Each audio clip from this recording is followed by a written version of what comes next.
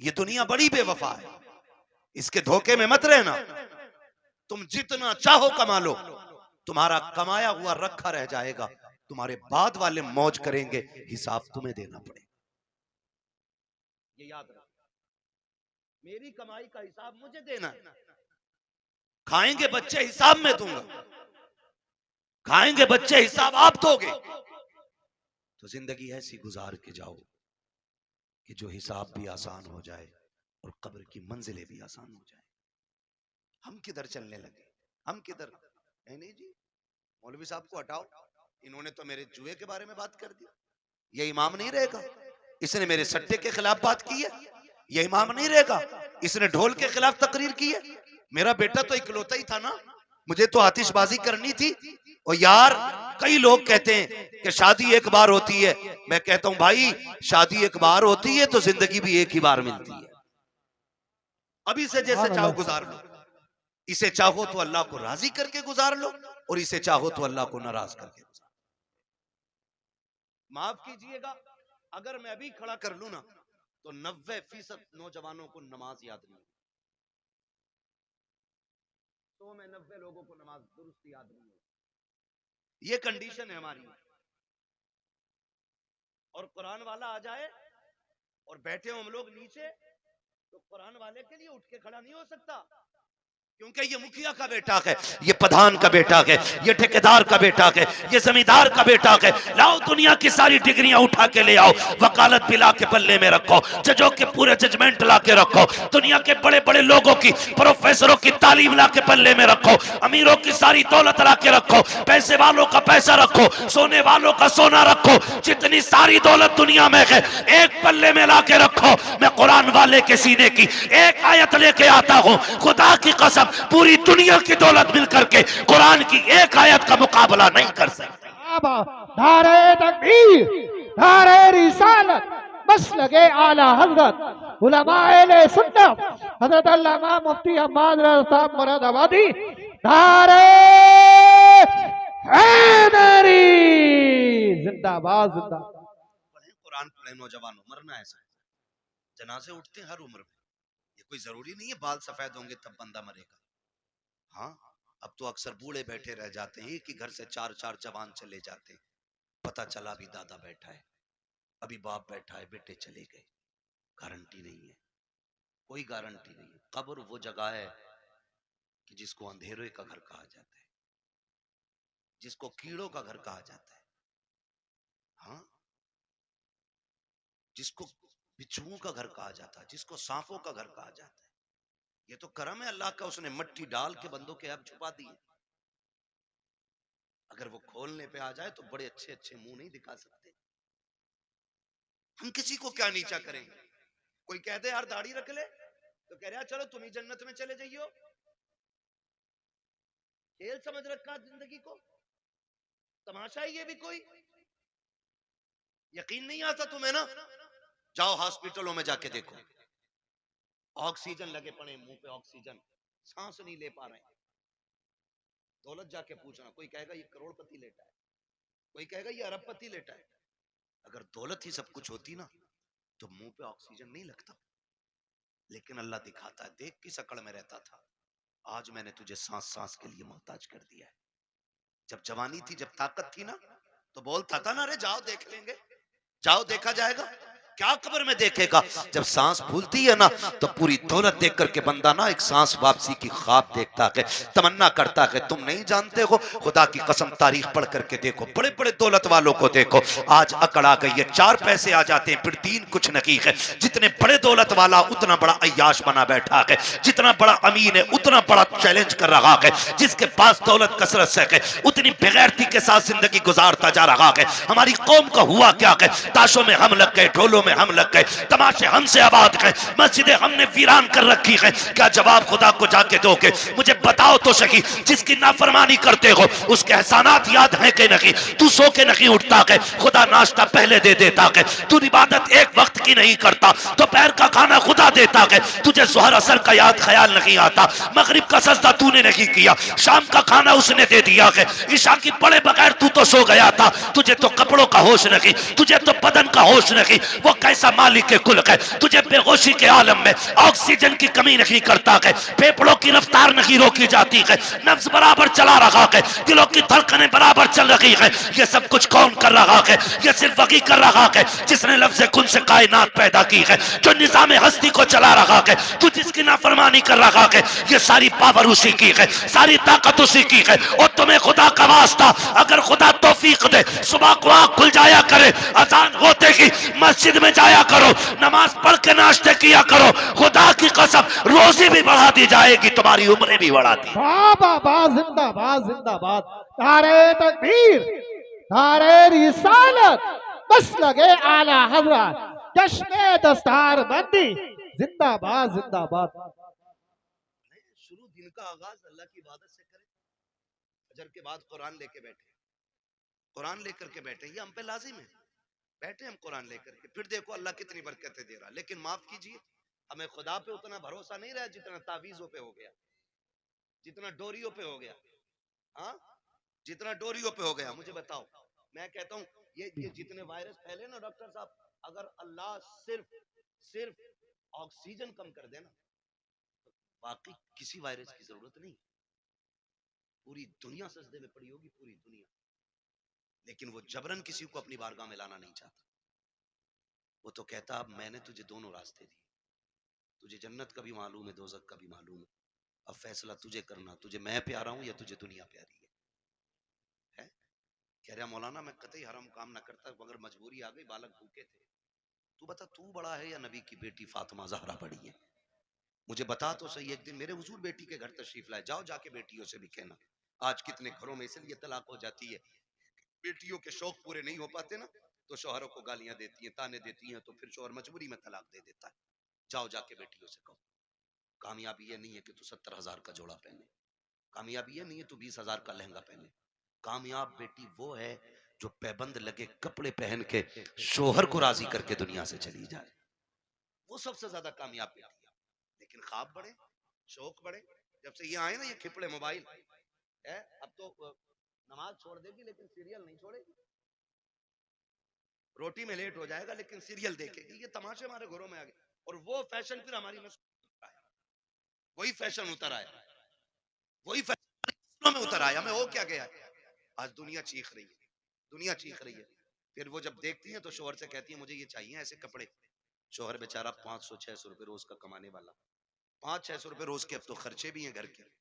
गरीब से गरीब तर बंदे का खर्च कम से कम 1000 रुपए घर का हो गया, जो महंगाई का दौर है। मेरी बेटी मेरी बहन, अगर शोहर 600 रुपए कमा के ला रहे, बता बच्चों का पेट भरे या तेरे शौक पूरे करे? खुदारा इन शौकों का गला घोटो। जिंदगी इसका नाम नहीं है। एक दिन मेरे हुजूर बेटी के घर तशरीफ लाए, बेटी के घर दस्तक दी, आवाज आई मन दक्कल बाब। दरवाजा किसने बजाया? हुजूर फरमाते हैं अना मोहम्मदुर रसूलुल्लाह। बेटी मैं तुम्हारा वालिद आया हूँ। कहती हुजूर अकेले हैं या कोई साथ में? हुजूर फरमाते हैं बेटी अकेला हूँ। फरमाया फिर अंदर आ जाए, और अगर कोई साथ में हो तो मुझे चादर दे। हुजूर अंदर तशरीफ लाए, बेटी मुसल्ले पे बैठी है, सुने कान खोल के। जब अंदर आए बेटी मुसल्ले पे बैठी है, हुजूर के इस्तकबाल में उठ के खड़ी हुई, कदम कांप गए, कदम काट गए। मैं किसकी बात कर रहा हूँ? खातून जन्नत, जिनको जन्नती औरतों की मलका बनाया गया है। हाँ, जिनके शादी का वादा मेरे हुजूर ने ले लिया, मैं उनकी बात कर रहा हूँ। आज के घर की बात नहीं। आज कोई मौलवी की बेटी, कोई किसान की, कोई प्रधान की, कोई जमींदार की, कोई चौकीदार की, आज मुस्तफा की बेटी नहीं है। लेकिन मिजाज फिर भी आज के देखिए, और कल की बात देखिए। खड़ी हुई मुसल्ले पे, हुजूर फरमाते हैं फातिमा ये बात क्यों कही? कोई हो तो चादर दे दे, और ना हो तो अंदर आ जाए। कहते हैं अब बाबा जो दुपट्टा मैंने ओढ़ रखा है ना, इसके पैबंद खुल गए हैं। कोई और होता तो मैं इसके ऊपर से आपकी चादर डालती, लेकिन बाप है और बाप बेटी का पर्दा क्या। जब आए ना तो बेटी अपी गिरने लगी, हुजूर ने बेटी को संभाला। फरमाते फातिमा खैर तो है? कहती या रसूलल्लाह फाकों से कमजोरी इतनी आ गई है कि खड़ा नहीं हुआ जाता। हुजूर की आंखों में आंसू आ गए। फातिमा क्या चाहती है? महबूब बेटी तेरी और इतने फाके? मेरे नबी ने फरमाया बेटी मुसल्ले का कोना हटा। जब कोना हटाया ना तो मुसल्ले के नीचे हीरे जवाहरात का दरिया था। आका फरमाते बेटी जितने चाहे भर ले, मगर याद रखना या तो दुनिया ले लो या आखिरत ले लो। खातून जन्नत ने वही कोना छोड़ दिया।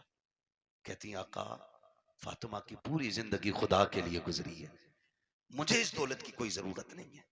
आज हुआ क्या है हमें, आज हुआ क्या है, बात बात पे बेटियां तलाक मांगने लगती हैं। चल चल तेरे घर में सुख नहीं आया, तेरे घर में सुकून नहीं पाया। और जब लड़ाइयां होती हैं ना तो फिर ये भी फोन करके कहते हैं आऊं क्या बेटी, वो कहती है आओ अब्बा जरा देखियो यार। सुनो, शादी के बाद औरत के हक में सबसे ज्यादा ताकतवर उसका शोहर होता है, बाप चाहे करोड़पति क्यों ना हो। शोहर से ज्यादा ताकतवर कोई नहीं उसके लिए।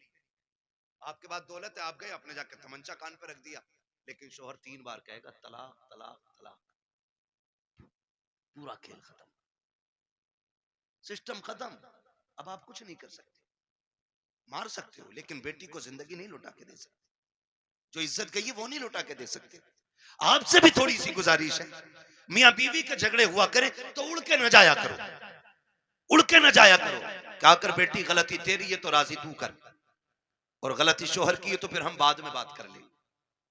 गरम गुस्से पे ना जाओ। नुकसान किस चीज का हो रहा है, झगड़े पहले भी होते थे और आज भी हो रहे हैं, लेकिन फर्क इतना, पहले झगड़े होते थे और बीवी घर जाते जाते 8 दिन लग जाते थे, गुस्सा ठंडा हो जाता।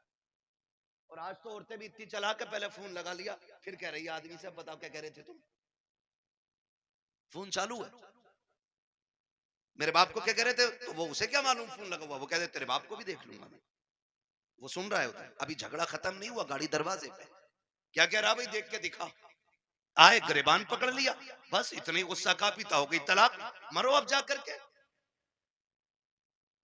और ये तलाक कराने वाले खुद अपनी बेटी को इज्जत के टुकड़े नहीं दे पाते। कई बेटियों की ये शिकायतें हमने सुनी है कि जब शोहर से झगड़ा हुआ सारे हमदर्द बन के गए थे, लेकिन आज 6 महीने हो गए हैं, कभी बाप कह देता बेटी दवा का पैसा नहीं है, कभी भाई कह देता बाद में सुनी जाएगी, कहती मौलाना अब क्या किया जाए, मेरे भाई मेरी बहनों मेरी बेटियों आप मौलवी कुछ नहीं कर सकता है, जो भी करना था तुम्ही को करना था, तुम्हें मुस्तफा का अखलाक हासिल करना था, आका करीम का किरदार सीखना था। जिंदगी कैसे चलती है ये तुम्हें सीरियल नहीं बताएंगे, सीरियल घंटे 2 घंटे के होते हैं, जिंदगी 60 साल की होती है। इसे सीखने के लिए मुस्तफा की 63 साल जिंदगी पढ़ना पड़ेगी, आका का किरदार सीखना पड़ेगा, 60-70 साल की जिंदगी के लिए मुस्तफा को समझना पड़ेगा। याद रखिएगा जो मुस्तफा की जिंदगी के मुताबिक जिंदगी गुजारते हैं उनकी दुनिया भी बेहतर हो जाती है, आखिरत भी बेहतर हो जाती है। बाबा जिंदाबाद जिंदाबाद, नारे तकबीर, नारे रिसालत जिंदाबाद। कोशिश करें हुजूर की जिंदगी से, लेकिन दिल के पपोले जल उठे सीने के दाग से, इस घर को आग लग गई घर के चिराग से। माफ कीजिएगा, हमारी कौम को जितना शौक नाचने और कूदने का है ना, उतना अल्लाह रसूल की बातों का शौक नहीं है, हाँ, उतना शौक नहीं है। हमारे इलाके में अक्सर 2-4 जगहें ऐसी हैं जहां पे ढोल तबंगर तमाशे सब कुछ हो रहे हैं। क्यों हो रहे हैं, क्या ये जायज है? मुझे जरा दिल पे हाथ रख के बताओ। मजार बनाइए मेरे सामने, दिख रहा है मुझे मजार है, ये जो अल्लाह वालों के मजार बने ये क्यों बने? क्या ये तमाशे करते थे? इनके गलों में ढोलक लटकी रहती थी? मजार उनके बने हैं जिन्होंने रातें भी जाग के गुजारी हैं, दिन रोजों में गुजारे हैं। इबादत करने वालों के मजार बने और उनके मजार पे पक्के पक्के शराबी बेनमाजी आते हैं। एक की दाढ़ी नहीं होती और कह रहा मुझे चढ़ गया चिश्ती रंग रंग। ये रंग है चिश्ती? एक वक्त मस्जिद में जाने की तौफीक नहीं, वो कह रहा है मुझे चढ़ गया चिश्ती रंग रंग। ये चिश्ती रंग है? ये शैतानी रंग है तुम्हारा, ये इब्लीसी रंग है। रंग चढ़ा था अबू बकर पे, रंग चढ़ा था मेरे नबी का उमर पे, रंग चढ़ा था उस्मान गनी पे, रंग चढ़ा था मौला अली पे। बाबा बाबा जिंदाबाद। इन लोगों पे रंग चढ़े, ये लोग हैं अल्लाह वाले। आज तमाशे माफ कीजिए, हाथ जोड़ के कह रहा हूं, बुरी लगे लगे, मैं आईना हूं दिखाऊंगा दाग चेहरे के, जिसे खराब लगे सामने से हट जाए। मैं चापलूसी करके डॉक्टर साहब ने बुलाया, साहब के हुक्म था, कारी साहब किबला की मेहनत है, तो मैं इसलिए नहीं आया हूं तुम्हारी चापलूसी करके पैसा बटोर के निकल, इतना कड़वा बोल के जाऊंगा कि आखिरी सांस तक याद रखोगे। हाँ, आखिरी सांस तक याद रखोगे, इतना कड़वा बोलूंगा, इसलिए कि फ्री की जन्नत मेरी झोली में नहीं।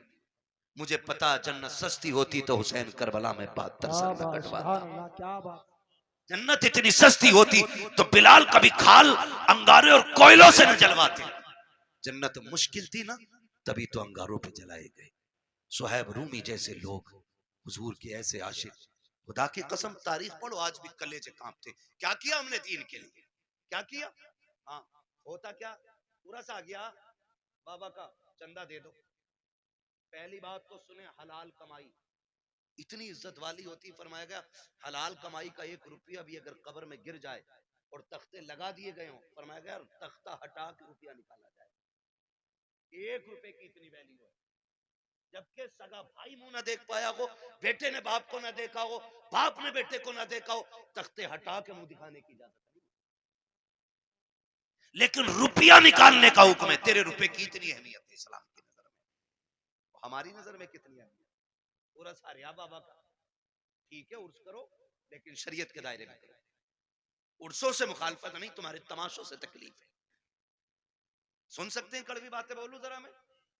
मेरे सामने नौजवान बैठे, जवान बिगड़ते तो बच्चे इनकी उंगली पकड़ के मेलों में जाते। आज 28 साल का मेले में गया तो 8 साल का उंगली पकड़ के गया, कल ये 28 का होगा, 8 के को पकड़ के ये ले जाएगा। ऐसे ही उसूल चलता रहेगा और तुम जाहिल के जाहिल रह जाओगे, कभी तरक्की नहीं कर पाओगे। ये हालत हमारी रहेगी, याद रखना। उर्स आ रहा साहब, बड़े धूमधाम से चादर घूम रही है, चंदा हो रहा, करो। फिर क्या होता, कव्वाल आ रहा, नाम नहीं बताऊंगा, पूरा लग जाता लोगों को, तेरा नाम माइक में लिया था भाई, कव्वाल आ रहा, कौन है ना, फना आ रहा है। अच्छा, फिर तो सारे ही दीनदार होंगे कि ना, जवाब के लिए एक लेडीज भी बुलाई है। इतना बड़ा मजमा मेरे सामने बैठा है, दिल पे हाथ रख के बताए, हम में से कौन इतना बेगैरत है जो अपनी बहन बेटी को दूसरे के सामने स्टेज पे नचाना पसंद करता हो? है कोई इतनी बड़ी भीड़ में जो अपनी बहन बेटी के बारे में ये चाहे कि मेरी बेटी 4 लोगों के सामने कपड़े उतार के ना चले? हम तो अपने घर के अंदर इतने गैरत वाले बनते कि बेटी के सर से दुपट्टा भी उतरने नहीं देते। जब हमें अपनी बेटी के बारे में इतनी गैरत आती है तो फिर वो जो आके स्टेज पे बैठी, वो भी तो किसी की बेटी होगी ना। ओ भाई, वो भी तो किसी के घर की इज्जत होगी। मुझे बताया जाए, हमें अपनी बेटियों की इज्जत इतनी प्यारी है तो पराई बेटी को नचाने का हक तुझे किसने दिया है? और वो भी कौम के गैरत वाले पैसे से, जिसे किसी ने बट्टे पे कमाया, किसी ने फैक्ट्री में कमाया, किसी ने पसीना बहा के कमाया, किसी ने गेहूं कटाई में कमाया, किसी ने धान कटाई में कमाया, किसी ने रात दिन मेहनत करके कमाया, उसे तुम लोगों के अय्याशियों पे खर्च कर देते हो थोड़ी सी देर की जहनी अय्याशी के लिए। का इधर से मुकाबला होगा, इधर से मुकाबला करने वाली होगी, इधर से शेर होगा, उधर से जवाब आएगा। आग लगे इस बेगैरती को, उसी में देखा जाता है चंद कौम के बेगैरत अमीर आगे टेबल लगा के बैठ जाते हैं, नोटों की यूं बारिशें किया करते हैं, चंद बेगैरत वाह में लग जाते हैं कि तो देखो फलां के बेटे ने कितना लुटाया है, फलां के बेटे ने कितना पैसा लुटाया है, आज पता चल गया किसकी मां ने कितना दूध पिलाया है। नहीं बेटे, आज पता नहीं चला है, ये कब्र में जाके पता चलेगा किसकी मां ने कितना दूध पिलाया था। आज जो तमाशे देख के कहते हो आज पता चल गया अमीर कौन है। तुमसे हाथ जोड़ के कहता हूं, और बेगैरती में पैसा न लुटाना। तुम्हारी बस्ती में बेवाएं भी होंगी, तुम्हारे बस्ती में गरीब भी होंगे, तुम्हारी बस्ती में यतीम भी होंगे। तुमने देखा होगा जब तुम्हारे बेटे ईद के दिन नए कपड़े पहन के ईदगाह जाते होंगे तो उसी रास्ते पर कुछ गरीब मुस्लिम बच्चे, कोई चने की दुकान लगाता होगा, कोई खिलौनों की दुकान लगा के बैठा होगा। खुदा की कसम उसका भी जी चाहता है वो भी ईद के दिन नए कपड़े पहने, वो भी जी चाहता था कि ईद की नमाज पढ़ने के लिए जाए, लेकिन साहिब गुरबत ने रास्ते में पकड़ के रोक दिया था, जरूरतों ने उसको खरीदार बना दिया है। बैठ गया कि रास्ते में सामान लेकर के हम खरीदते तो चले चले जाते हैं, लेकिन गुर्बत का ख्याल किसी को नहीं आता। हाँ, तेरे पास दौलत है, तुझे रब ने पैसा दिया था तो अय्याशियों के लिए तो नहीं था, कव्वाली और तमाशों में लुटाने के लिए नहीं था। काश क्या ही अच्छा होता तू इस पैसे को उठाता, चांद रात वाले दिन किसी यतीम के दरवाजे पे रात के अंधेरे में अंदर डाल के आ जाता, पर्चा बना के डाल देता। ईद सिर्फ मेरी नहीं है, ईद तुम्हारी भी है, इससे तुम भी ईद मनाना। खुदा की कसम, अगर उस पैसे से किसी गरीब की ईद हो जाती, तू कब्र में बाद में जाता, मदीने वाला तेरी कब्र में पहले तशरीफ। जिंदाबाद जिंदाबाद, बहुत अच्छे हजरत, जिंदाबाद जिंदाबाद। जो करने के काम थे वो किया ही नहीं, वो जो ना करने के थे डूब गए जा करके। हुए ना बर बेनिशां कैसे कैसे, जमीन खा गई आसमां कैसे कैसे। अल्लाह ने तुम्हें दौलत दी है ना, खर्च करने से कौन रोकता है? लगाओ, लेकिन वहां जहां लगाने की, जहां खर्च करने की जगह हमारे कमाई मेहनत की है, तो हम क्यों हराम काम में लगाएं जिसका नतीजा कुछ ना हो। यार मैंने किसी किसान को ढेला के धार में आज तक गेहूं बखेरते हुए नहीं देखा। क्यों नहीं बखेरता भाई? इसलिए कि इसमें बखेरूंगा तो मिलेगा क्या?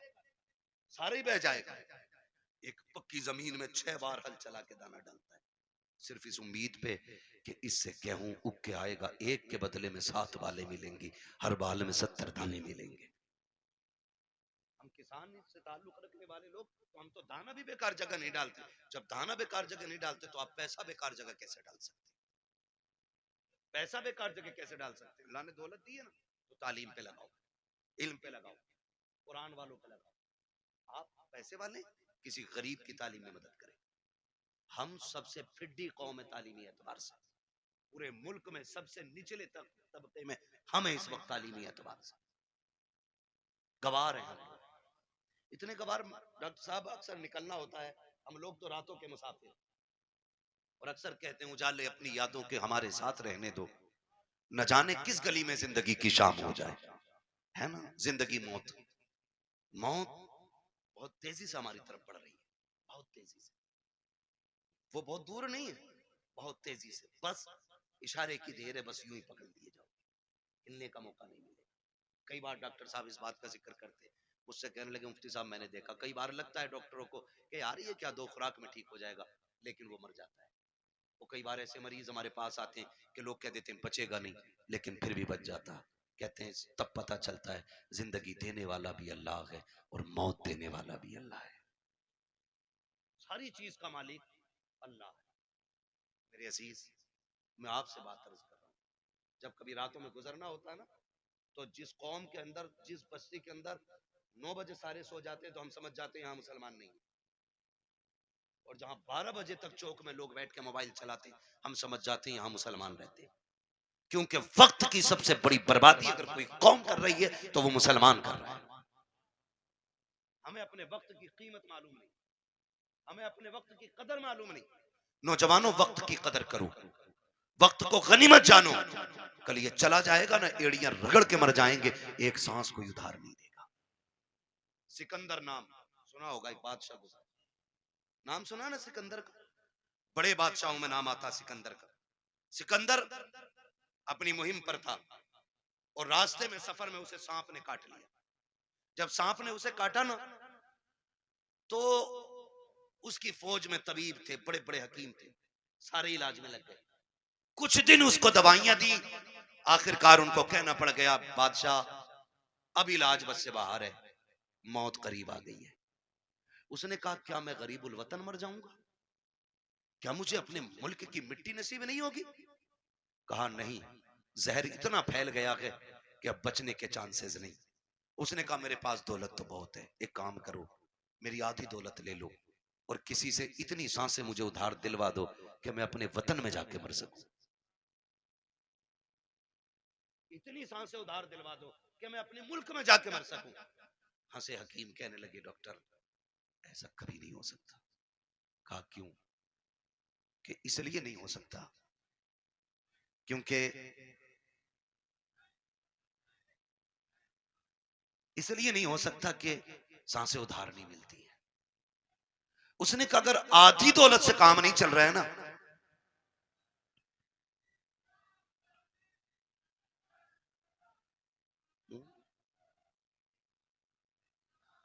अगर आधी सांसों से भी, उसने कहा अगर आधी दौलत से काम नहीं चल रहा है ना, तो कहा फिर ऐसा करो मेरी पूरी दौलत उठा लो। तवज्जो है सारे लोगों की? तवज्जो करें जरा मेरी तरफ देखें। उसने कहा अगर आधी दौलत से सांसें नहीं मिल रही ना, तो उसने कहा मेरी सारी दौलत ले लो, मेरी सारी दौलत ले लो, लेकिन इतनी सांसें मुझे दिलवा दो कि मैं अपने वतन में जाके मर सकूं। भाई शांति से आके बैठ जाओ। उसने कहा इतनी सांसें मुझे दिलवा दो कि मैं अपने वतन में जाके मर सकूं। तो उसने कहा बादशाह पूरी दौलत लेकर भी तुझे एक सांस कोई उधार नहीं दे सकता।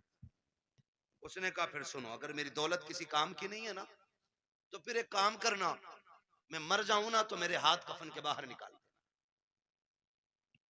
क्या करना है? कफन के, बोले कफन के, मैं मर जाऊं तो मेरे हाथ कफन के बाहर निकाल जान दे। क्यों सिकंदर? उसने कहा ताकि जमाने को पता चल जाए दौलत पे भरोसा ना करना। ये सिकंदर के काम ना आ सकी तो तुम्हारे क्या काम आ सकती है। और ये भी निकाल के बता देना कि मैं वो बेवकूफ बंदा हूं जिसने सब कुछ दौलत को समझा था, लेकिन जब आया था तब भी हाथ खाली थे, और जा रहा हूं तब भी हाथ खाली। मेरे अजीज, मौत जब आएगी ना, एक लम्हे का मौका नहीं देगी, एक मिनट का मौका नहीं देगी आपको, सीधा नहीं होने देगी। तुमने देखा होगा शद्दाद ने जन्नत बनवाई, सुना है कि नहीं? शद्दाद ने जन्नत बनवाई, ख्वाब कितने बड़े थे कि पूरी जिंदगी ऐश की जिंदगी जन्नत में गुजारूंगा, लेकिन जब मरा ना तो जमीन और आसमान के बीच में लटका हुआ था। और ये भी आता है कि एक पैर जन्नत के बाहर था और एक पैर अंदर था। अल्लाह ने कहा खींच लो रूह, इसे इसकी औकात पता चल जानी चाहिए, इसे इसकी हैसियत पता चल जानी चाहिए। नमरूद कितनी बड़ी ताकत का मालिक था, इतना बड़ा ताकतवर के खुदाई का दावा कर बैठा। अल्लाह ने एक मच्छर से मरवा दिया ताकि दुनिया को पता चल जाए सबसे बड़ा खुदा अल्लाह है, सबसे पावरफुल सिर्फ खुदा की जात है। और उसके उसूल से बगावत करोगे तो कोई बचाने वाला नहीं, कोई बचाने वाला नहीं होगा। माफ कीजिएगा, मैयतें होती हैं कि नहीं होती? होती है मैयतें, दफन में जाते हैं सारे लोग, जाया करो, जाया करो, पढ़ी नहीं की, पता चल जाए इंतकाल हुआ है किसी का, कहीं भी पहुंच सकते हो, ईमान के साथ बंदा गया तो जरूर जाया करो।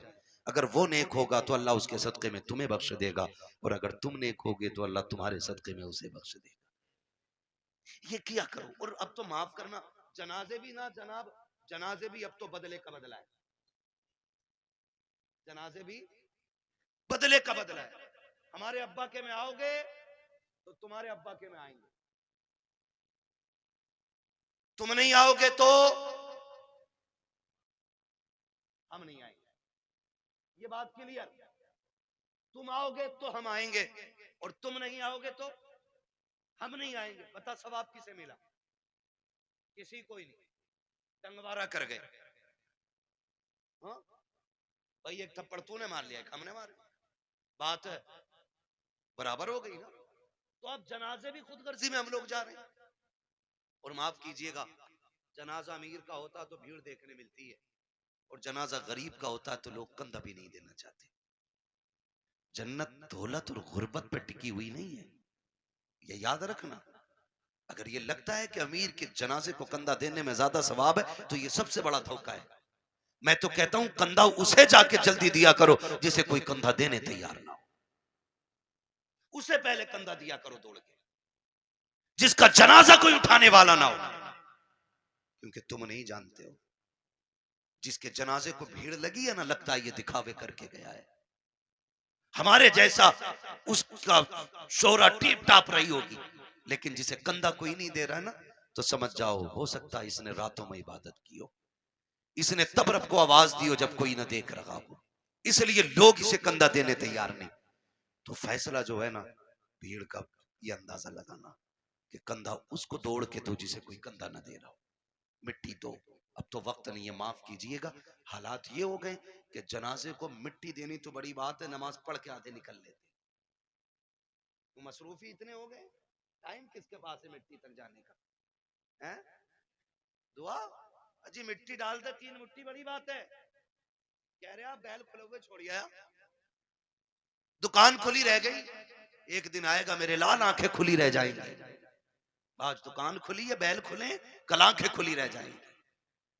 हाँ, वासिफ अली वासिफ ने जब किसी को खाना दिया ना भूखे को, तो पूछा था किसी ने क्या कर रहे हो, तो उसने कहा था यार कुछ नहीं, अपने जनाजे की भीड़ इकट्ठी कर रहा हूं।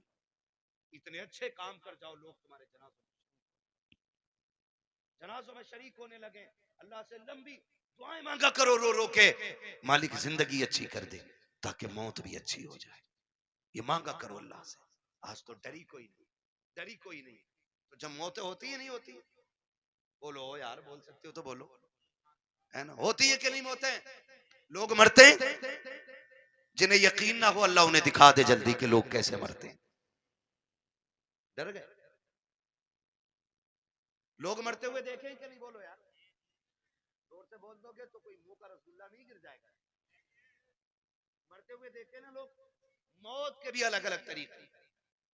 रूह जब निकलती है ना, इधर से निकलना शुरू होती है और ऐसे निकलती हुई आती है, घुटनों में आती है ना तो रूह फिर अटकती है, फिर नेकियां काम होती आती हैं ना तो फिर रूह निकलती है, फिर कमर में जाकर रूह अटक जाती है, फिर नेकियां सहारा देती हैं तो फिर रूह पर चलती है। फिर सीने का जो मंजर होता है ना, वो बड़ा मुश्किल होता है। जब सीने में रूह अटकती है ना आकर के, तब इंसान को याद आता है कितने पाप किए थे और कितनी नेकियां की थी। तब एक एक करके नेकी याद आती है, एक एक करके गुनाह याद आता है। फिर सोचता है काश कुछ ऐसा कर लेता कि जो कब्र के उजाले का भी इंतजाम हो जाता।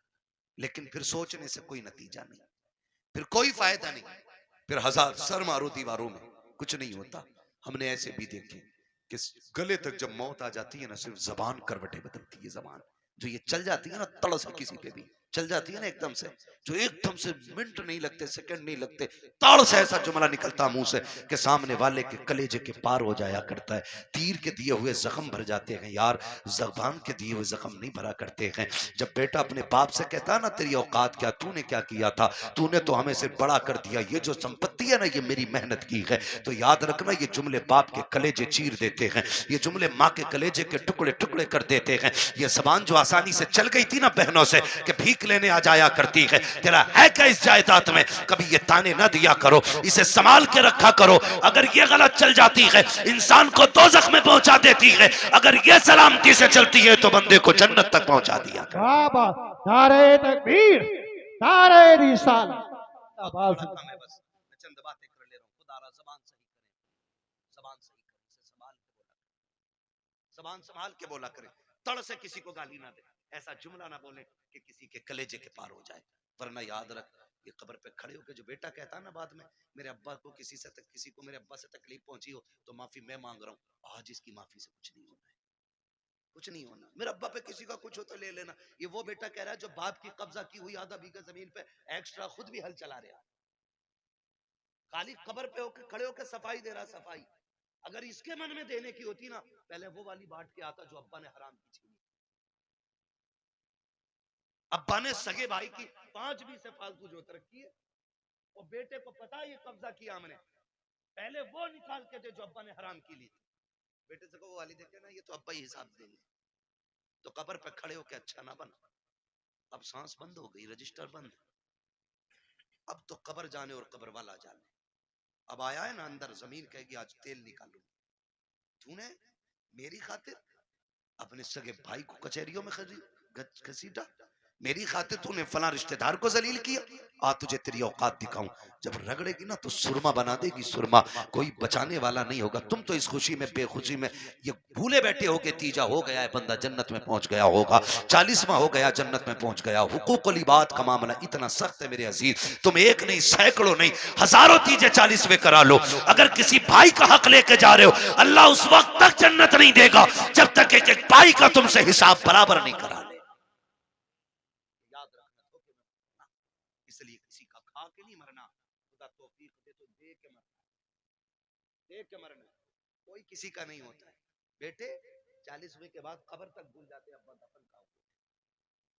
ईद के दिन जाके कह रहा चाचा तुम्हें तो पता होगा अब्बा किस कोने में रखे गए थे। ये पूछ रही है औलाद आज की, ये पूछ रही है आज के दौर में अगर कब्रों को निशान भूल गए हम, तो क्या लगता है आने वाली नस्लों को हमारी कब्रें याद रहेंगे? उन्हें तो कब्रिस्तान तक याद नहीं रहेंगे हैं किधर।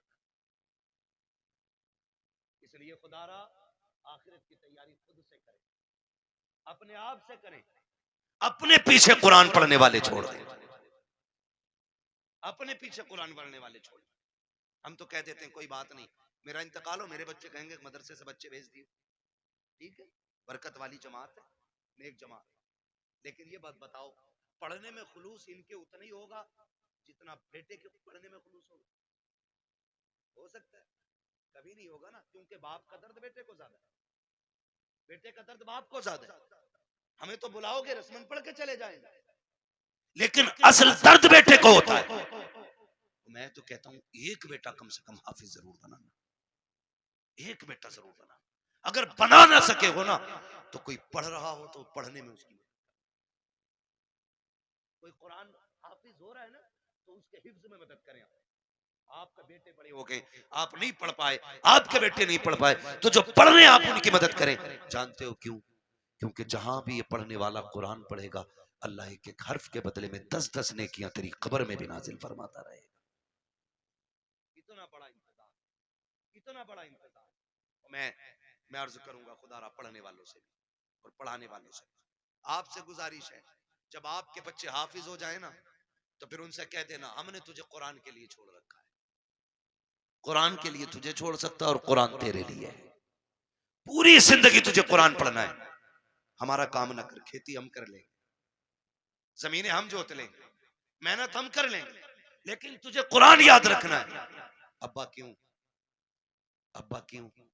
कहा मैंने तुझे दुनिया के लिए कुरान नहीं दिया, मैंने तुझे कब्र के लिए कुरान दिया है, मैंने तुझे कब्र के लिए कुरान दिया है।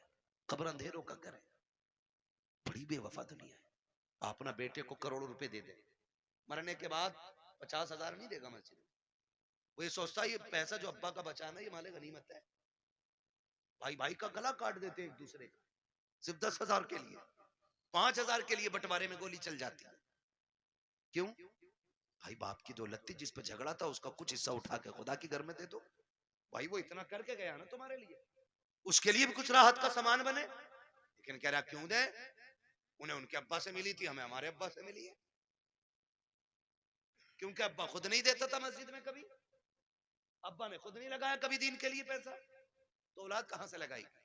आदत डालें, अपने बच्चों के हाथ से दीन की राह में खर्च कराया करो, ताकि बच्चे देने के आदी बन जाए, देने के आदी बन जाए। मरते टाइम बंदे को 3 फिक्रें सताती। कितनी?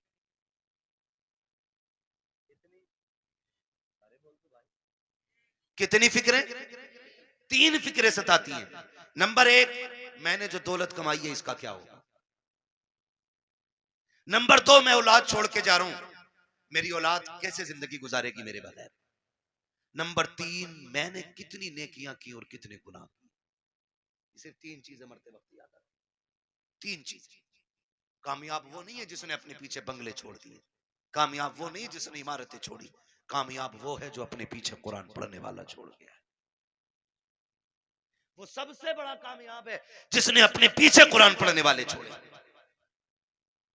वरना बिल्डिंग है, ये बंगले कब्र में कोई काम नहीं आने वाले। मैं तो मुबारकबाद पेश करता हूं उस बाप को जिसने एक बेटे को हाफिज कुरान, मुबारकबाद पेश करता हूं। ये 500 रुपए रोज कमा सकते थे, कोई कमी नहीं है, जवानी में कमा सकते थे। लेकिन उस बाप को सलाम जिसने कहा बेटे तेरे हिस्से की मजदूरी हम करेंगे, हमारे हिस्से का कुरान तुझे याद करके आना है। वो माए मुबारकबाद के मुस्तहिक हैं जिन्होंने उन बच्चों को दूध पिलाया है कि जो बदले में माँ को दूध के बदले में जन्नत का टिकट देने वाले हैं। वो बहनें मुबारकबाद के मुस्तहिक हैं जिन्होंने ऐसे भाइयों की खिदमत की है कि जो बहनों को बदले में जन्नत के जाने का रास्ता आसान करेंगे। ये मुबारकबाद के मुस्तहिक हैं माँ बाप। आज होता क्या है, आज जवान हो जाए बेटा और माँ बाप को दौलत का लालच पड़ जाता है। उन बापों को सलाम करता हूँ जो पूरी जिंदगी बच्चों को कुरान के नाम वक्फ कर देते हैं, और क्या मिला इनके बदले में? पूरी जिंदगी बाप मजदूरी करता रहा, कुछ भी तो नहीं मिला। बेटा कुरान पढ़ता रहा, कोई सिला नहीं मिल सका। बस किस दिन के इंतजार में, काश मैं मरूंगा तो इसका कुरान काम आएगा, ये बेटा काम आएगा। बेटों से भी गुजारिश है, सुनो भाइयों, अगर रब ने तुम्हें कुरान की दौलत दी रखी है, बाप ने मेहनत मजदूरी करके तुम्हें कुरान का कारी बनाया है। तो मेरी बात कान खोल करके सुन लेना, जब दुनिया बाप के जनाजे में जा रही हो, तुम भी जनाजे में जा रहे होगे, लोग आखिरी तख्ता दे करके बड़ी तेजी से मिट्टी डाल के लौट आएंगे। कोई कहता कि गर्मी ज्यादा है, खड़ा नहीं हुआ जाता है, कोई कहेगा सर्दी ज्यादा है, ठंड लग रही है, ये कह के लोग पलट आएंगे। कब्र में तुम्हारा बाप अकेला रह जाएगा। तो तुम्हें खुदा का वास्ता, एक कुरान पढ़ने वालों, तुम्हें उठ के नहीं आना है। जब सारे चले जाएं, तुझे बाप की कब्र पे बैठना है और कहना है अब्बा पूरी जिंदगी तूने कुरान पढ़ाया, खुद मजदूरियां करता रहा, मेरे हिस्से के धक्के तूने खाए हैं, मेरे हिस्से की गालियां तूने सुनी है, कभी चैन से सो ना सका, रात को ओवर टाइम ड्यूटी इसलिए करता रहा ताकि मैं कुरान ठीक से पढ़ सकूं, मैं कुरान का कारी बन गया। फिर भी तुझे जरूरत मजदूरी के अड्डों पे ले जाती रही, तुझे फिर कुरान पढ़ने की मोहलत ना मिली, मुझे मदरसों ने फुर्सत ना दी, तुझे जरूरत बाजार ले गई, तू मजदूरियां करता रहा। जो कुरान तूने पढ़ाया था, एक बार बैठ के पूरा कुरान ना सुन सका। अपने बाप की कब्र पे बैठना और कहना अब्बा आज तू भी फुर्सत से है, मैं भी फुर्सत से हूं। जब दुनिया बिरयानी के लिए लड़ रही हो, तुम अपने बाप की कब्र पे बैठ जाना, अलहम्द के अलिफ से लेके वन्नास की सीन तक पूरा कुरान पढ़ के उठना। अब्बा से कहना अब्बा आज मैंने तेरी मेहनत का हक अदा किया है, कसम खा के कहता हूं, इधर कुरान की तिलावत मुकम्मल होगी, उधर कब्र में खुदा की रहमतों का नुज़ूल होना शुरू। नारे तकबीर, नारे रिसालत, बस लगे आला हजरत उलमाए सुन्नत, ख्वाजा का हिंदुस्तान, मिलक्का सुन्नी मुसलमान, हजरत अल्लामा मुफ्ती अब्बास साई किबला जिंदाबाद जिंदाबाद। करेंगे इंशाल्लाह, पढ़ाएंगे बच्चों को कुरान, वादा करें इंशाल्लाह। कितना है मैं कुरान, लोग समझते नहीं, लोग समझते नहीं है। मैं अभी 10 मिनट और हैं, कहें तो मैं थोड़ी कड़वी बात और कह दूं। पहले वादा करो इंशाल्लाह कुरान से प्यार करेंगे, बच्चों को पढ़ाएंगे इंशाल्लाह। अगर हम पढ़ने और पढ़ाने के लायक नहीं तो पढ़ने वालों की इज्जत करेंगे इंशाल्लाह, करेंगे इंशाल्लाह। कुरान कितना अहम है, बस चंद बातें और सुनो, 11:15 हो गए। हाँ, तवज्जो करें। उम्र, हर जिंदगी की, हर शख्स की जिंदगी के 3 मरहले, अगर अल्लाह लंबी उम्र दे। सुबह, दोपहर, शाम। सुबह बचपन, दोपहर, बोले बड़े अच्छे लोग हैं माशाल्लाह। अगर हमारे इलाके के लोग अच्छे नहीं होंगे तो फिर किसके इलाके के लोग अच्छे होंगे? समझ गए? सुबह, सुबह, सुबह, दोपहर, शाम। क्या बात है, ये 3 होते हैं। इतना याद हो गया ना?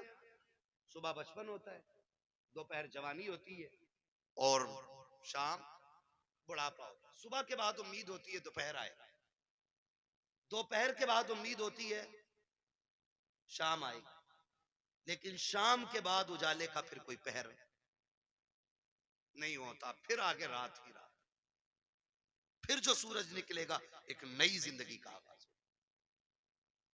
नया दिन यानी कि नई नस्ल, फिर वो एक नई नस्ल का आगाज।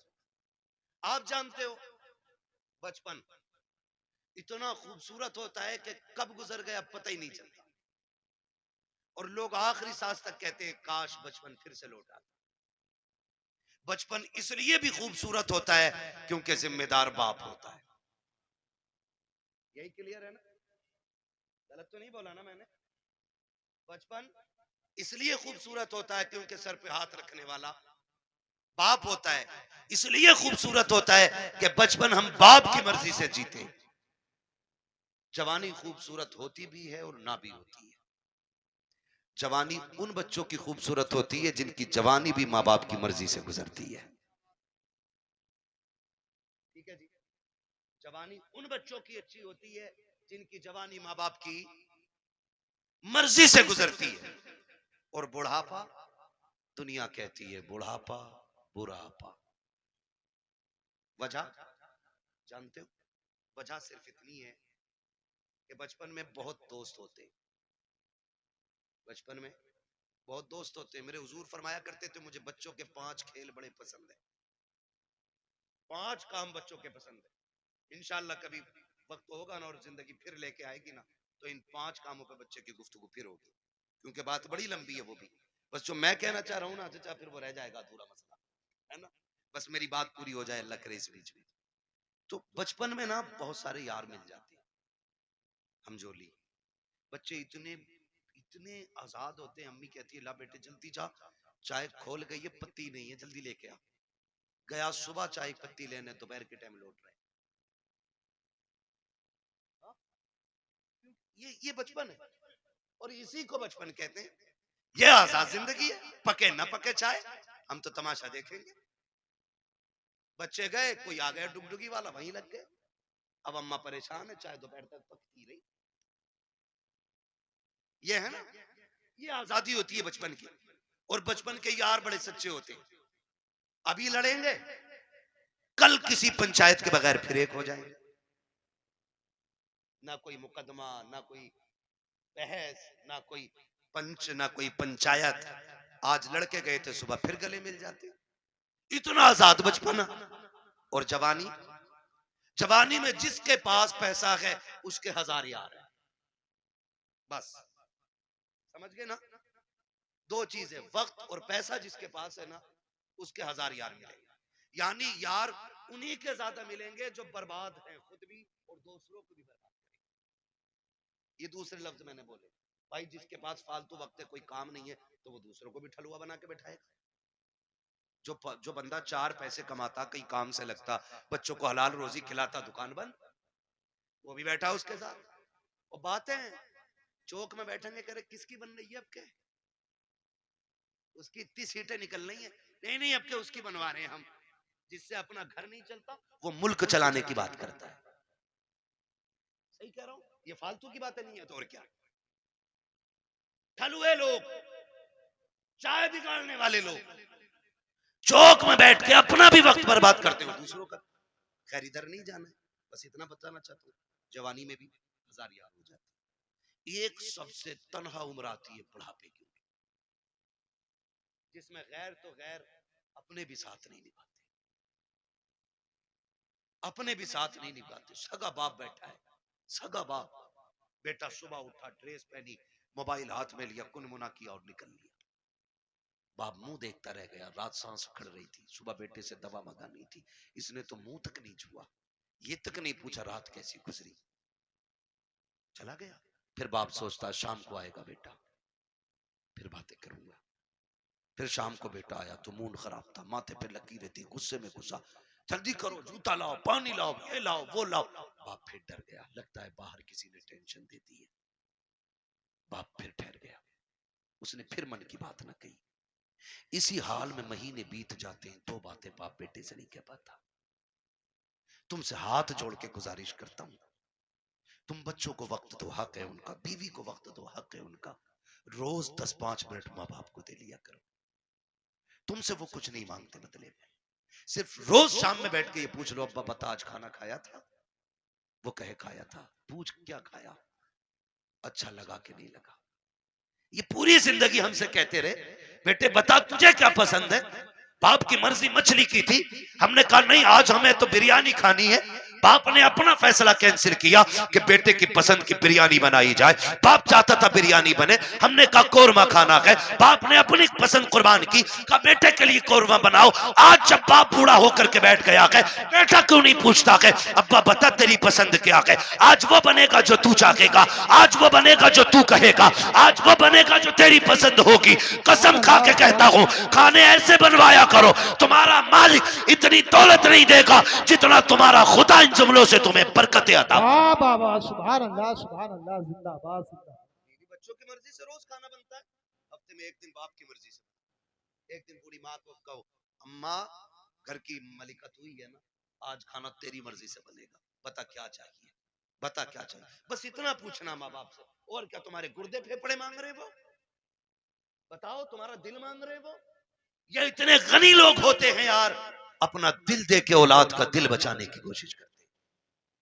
मैं नहीं जानता वो बात सही थी कि गलत थी, लेकिन इतना मैंने मोतबर लोगों को भी वो बयान करते सुना कि किसी लड़की ने अपने महबूब से कहा मुझे तेरी माँ का दिल चाहिए, और उसने जाके माँ का दिल निकाल लिया। लेके गया महबूबा के पास, कल ले तूने दिल मांगा था, ले आया हूं। उसने ठुकरा दिया ये कह करके, जब तू मां का ना हो सका तो मेरा क्या होगा, मेरा क्या होगा। अल्लाह अकबर। जब इतना सुना गिरा, खड़े से गिर गया, खड़े से गिरा। माँ के दिल से आवाज आई, मेरे लाल चोट तो नहीं लग गई, ये तो जान दे के भी तुम्हें बचाना चाहते हैं। तुमसे किसने कह दिया तुम्हारा दिल मांग रहे हैं, तुमसे किसने कह दिया ये फेफड़े गुर्दे मांगेंगे। सिर्फ 3 मिनट जिंदगी के दे दो इन्हें, 10 मिनट दे दो इन्हें, इनके पास बैठ जाया करो, इनसे बात कर लिया करो, बात कर लिया करो। नहीं जानते हम लोग, हम नहीं जानते हैं। मैं डॉक्टर साहब बैठे हुए हैं, डॉक्टर इसराइल साहब, पूरी जिम्मेदारी के साथ कह रहा हूँ, कसम खुदा की। कभी कभी बड़ी बड़ी ताकतवर बोतलें वो काम नहीं करती हैं जो बेटे के 2 मीठे बोल बाप को ताकत दे जाया करते हैं। बैठा करो इनके पास, इन्हें वक्त